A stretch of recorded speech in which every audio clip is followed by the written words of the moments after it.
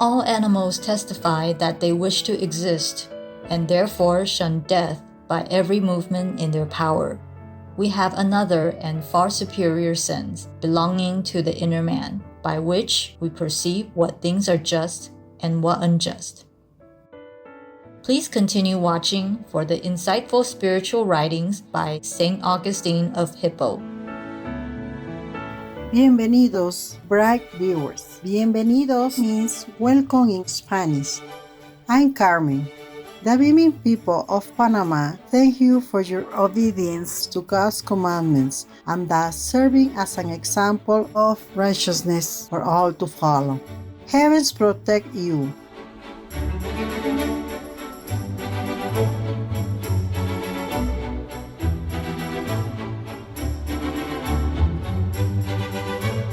Welcome to Love of Existence and Knowledge from the City of God by Saint Augustine of Hippo, Vegetarian, Part 1 of 2 on Worth of Wisdom. Saint Augustine of Hippo was an esteemed late 4th and early 5th century Christian bishop in present-day Algeria. He became Bishop of Hippo, an ancient seaport city, in his early 40s and remained in the position for the rest of his life. Known as one of the greatest Christian philosophers, Saint Augustine was a prolific writer, with about 100 books, 300 letters, and 500 sermons still preserved. His work covers subjects including theology, philosophy, and sociology, and has had a lasting influence on the Christian world. Among his most significant writings are The City of God, the Doctrina Christiana, and Confessions. The respected bishop was also a compassionate vegetarian and drew attention to the lifestyle of those who not only abstain from flesh and wine, but also from other viands, which flatter taste. He also quoted St. Paul, "It is better not to eat meat or drink wine, or to do anything else that will cause your brother or sister to fall." Today, we will open Saint Augustine's book, The City of God, to read a selection of insights on the universal gift of existence, which by itself gives us an awareness which no living creature will trade for anything else. We will also learn how in God every creature finds a better knowledge of itself. Book 11, Chapter 27 of Existence, and Knowledge of It and the Love of Both. And truly the very fact of existing is by some natural spell so pleasant, that even the wretched are, for no other reason, unwilling to perish, and when they feel that they are wretched, wish not that they themselves be annihilated, but that their misery be so. Take even those who, both in their own esteem and in point of fact, are utterly wretched, and who are reckoned so, not only by wise men on account of their folly, but by those who count themselves blessed, and who think them wretched, because they are poor and destitute. If anyone should give these men an immortality in which their misery should be deathless, and should offer the alternative that if they shrank from existing eternally in the same misery, they might be annihilated and exist nowhere at all, nor in any condition, on the instant they will joyfully, nay exultantly, make election to exist always, even in such a condition, rather than not exist at all.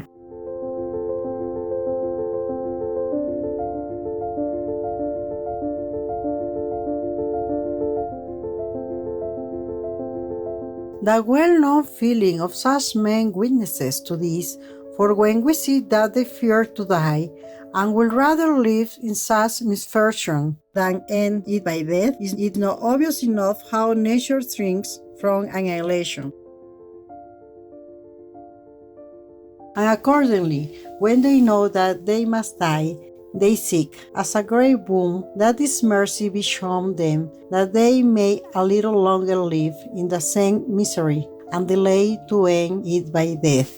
And so they indubitably prove with what glad alacrity they will accept immortality, even though it is secured to them endless destruction.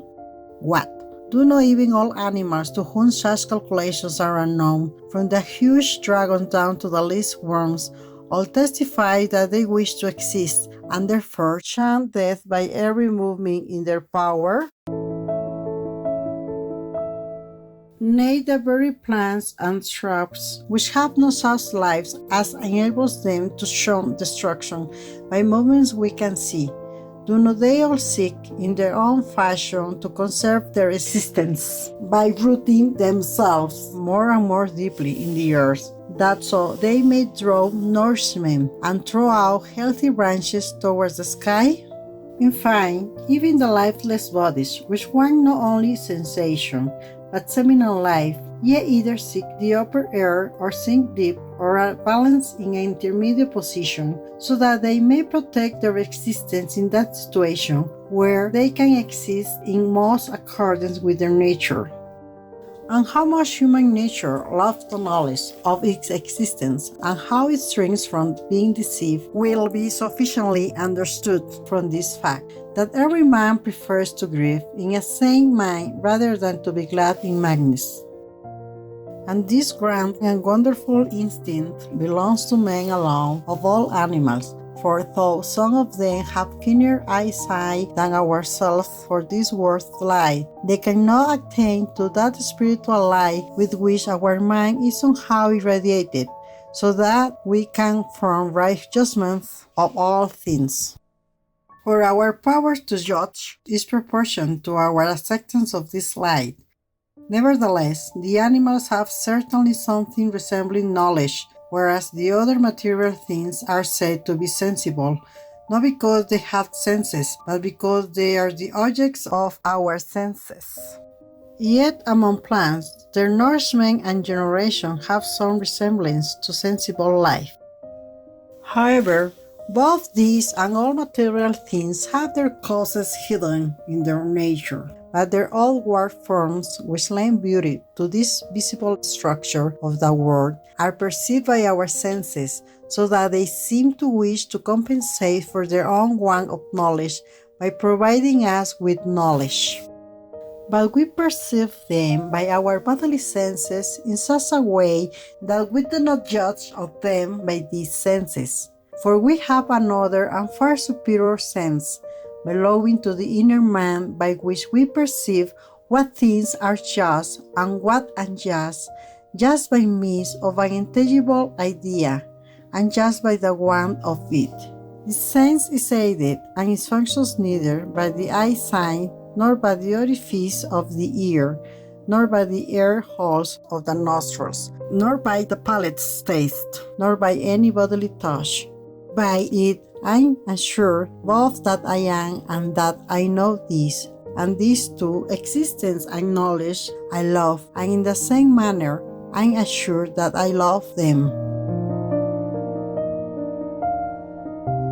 Book 11, Chapter 29 of the knowledge by which the holy angels know God in His essence, and by which they see the causes of His works in the art of the worker, before they see them in the works of the artist. Those holy angels come to the knowledge of God, not by audible words, but by the presence to their souls of immutable truth, meaning of the only begotten Word of God. And they know this Word Himself, and the Father, and their Holy Spirit, and that this Trinity is indivisible, and that the three persons of it are one substance, and that there are not three gods, but one God. And this they so know, that it is better understood by them than we are by ourselves. Thus too, they know the creature also, not in itself, but by this better way, in the wisdom of God, as if in the art by which it was created, and consequently they know themselves better in God than in themselves, though they have also this latter knowledge. For they were created, and are different from their Creator. In Him, therefore, they have, as it were, a noonday knowledge in themselves, a twilight knowledge according to our former explanations.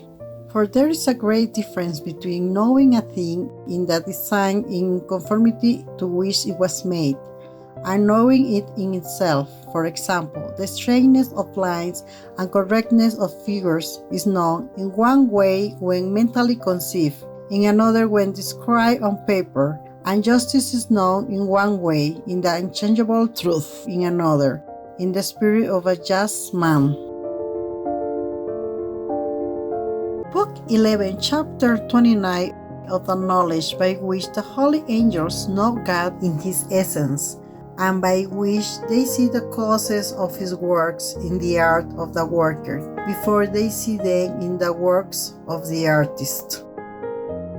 So is it with all other things, as the firmament between the water above and below, which was called the heaven, the gathering of the waters beneath, and the laying bare of the dry land, and the production of plants and trees, the creation of sun, moon, and stars, and of the animals out of the waters, fowls, and fish, and monsters of the deep, and of everything that walks or creeps on the earth, and of man himself, who excels all that is on the earth. All these things are known in one way by the angels in the Word of God, in which they see the eternally abiding causes and reasons according to which they were made, and in another way in themselves, in the former, with a clearer knowledge, in the latter, with a knowledge dimmer, and rather of the bare works than of the design.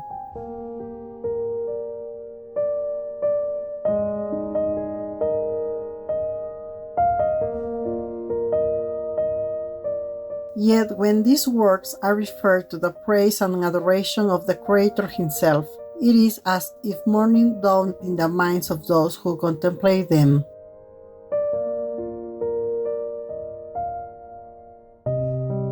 Book 12, Conspect. Saint Augustine first institutes two inquiries regarding the angels, namely, whence is there in some a good and in others an evil will? And what is the reason of the blessedness of the good and the misery of the evil? Afterwards, he treats of the creation of man and teaches that he is not from eternity, but was created and by none other than God.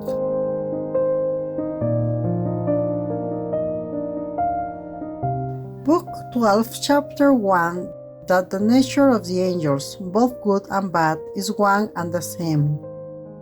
Before I speak of the creation of man and show how the cities took their rise so far as regards the race of rational mortals, I see that I must first, so far as I can, adduce what may demonstrate that it is not incongruous and unsuitable to speak of a society composed of angels and men together, so that there are not 4 cities or societies, namely of angels, and as many of men, but rather 2 in all, one composed of the good, the other of the wicked, angels or men indifferently. That the contrary propensities of good and bad angels have arisen, not from a difference in their nature and origin, since God, the good author and creator of all essences, created them both, but from a difference in their wills and desires. It is impossible to doubt, while some steadfastly continue in that which was the common good of all, namely in God Himself, and in His eternity, truth, and love. Others being enamored rather of their own power, as if they could be their own good, lapse to the private good of their own, from that higher and beatific good which was common to all, and bartering the lofty dignity of eternity for the inflation of pride, the most assured verity for the slyness of vanity, uniting love for factions partisanship. They became proud, deceived, envious. The cause, therefore, of the blessedness of the good is adherence to God. And so, the cause of the other's misery will be found in the contrary, that is, in their not adhering to God.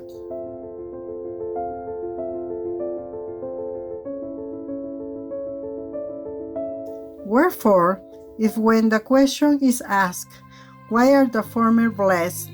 It is rightly answered, because they adhere to God.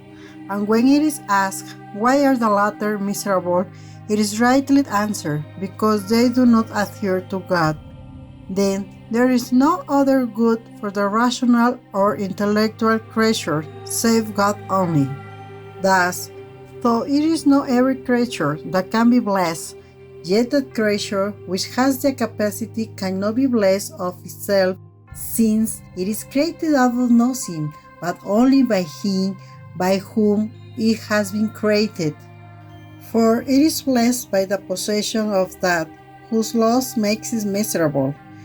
He then who is blessed not in another but in himself cannot be miserable, because he cannot lose himself.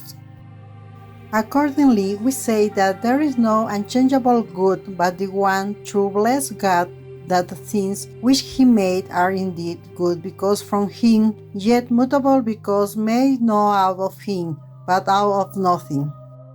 Although, therefore, they are not the supreme good, for God is a greater good, yet those mutable things which can be adhered to the immutable good, and so be blessed, are very good. For so completely is He their good, that without Him they cannot but be wretched, and the other created things in the universe are not better on this account, that they cannot be miserable. For no one will say that the other members of the body are superior to the eyes, because they cannot be blind.